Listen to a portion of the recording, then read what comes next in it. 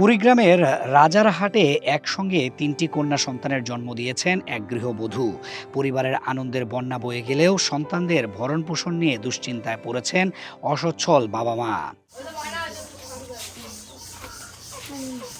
কুড়িগ্রামের রাজারহাট উপজেলার ছিনাই ইউনিয়নের ৩ নম্বর ওয়ার্ডের বাসিন্দা গৃহবধূ রঞ্জিনা বেগম একসঙ্গে তিনটি কন্যা সন্তানের জন্ম দিয়েছেন। গত শুক্রবার কুড়িগ্রাম সদর উপজেলার খান ক্লিনিকে নর্মাল ডেলিভারির মাধ্যমে শিশু তিনটির জন্ম হয়। একসঙ্গে ৩ সন্তানের জন্মের খবরে বাড়ি জুড়ে স্বজন ও উৎসুক মানুষের ভিড় জমে। বর্তমানে মা ও নবজাতক ৩ কন্যা সন্তান সুস্থ হয়েছে বলে জানিয়েছেন স্থানীয় ইউপি সদস্য মোশাররফ হোসেন। গত শুক্রবার সকালে প্রসব ব্যথা শুরু হলে তাকে খান ক্লিনিকে ভর্তি করা হয়। সেখানেই নর্মাল ডেলিভারিতে 3টি সুস্থ সবল কন্যা সন্তান জন্ম নেয়। মা ও বাচ্চারা এখন ভালো আছে।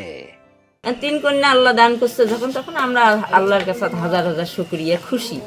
কিন্তু সংসারের অভাবের কারণে আমরা তাকে প্রতিপালন করতে খুব কষ্ট হবার লাগছে, বা এরা যেটা খায় বা ভরণ পোষণ আমরা দিতে পারছি না।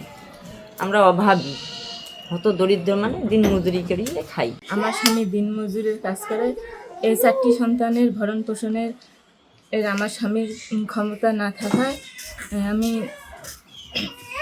3টে মেয়ে সন্তান জন্ম দেওয়ায় আল্লাহর কাছে লাখো শুকরিয়া যে আমার 3টি মেয়ে সন্তান দিচ্ছে।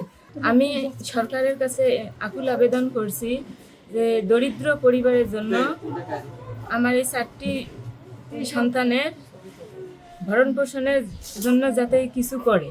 মিনাজুল খুব অভাবী, দিনমজুরি করে খায়।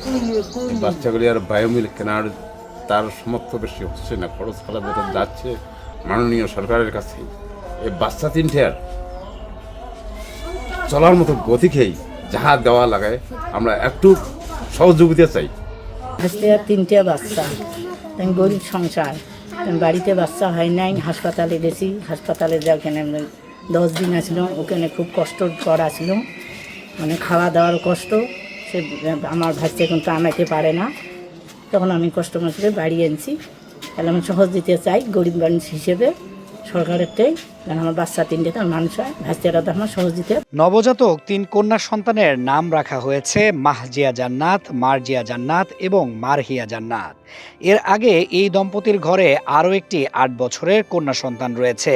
তবে একসঙ্গে 3 সন্তানের জন্মে আনন্দের পাশাপাশি সন্তানদের লালন পালন নিয়ে দুশ্চিন্তায় পড়েছেন দিনমজুর বাবা মিনহাজুল ইসলাম। মজুর, সে 400 টাকা দিন কামলা দেয়, তার বাবা অন্ধ। 400 টাকা 3-4টা বাচ্চার বায়োমিল দুধ কেনা লাগে, বাজার খরচ করা লাগে, তাদের দিন পাত চলতেছে না।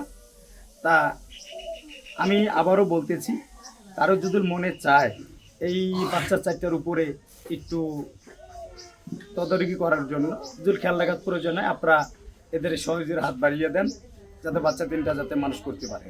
আনন্দের মধ্যেও 3 নবজাতকের ভবিষ্যৎ নিয়ে উদ্বেগে দিন কাটছে এই দরিদ্র পরিবারটির।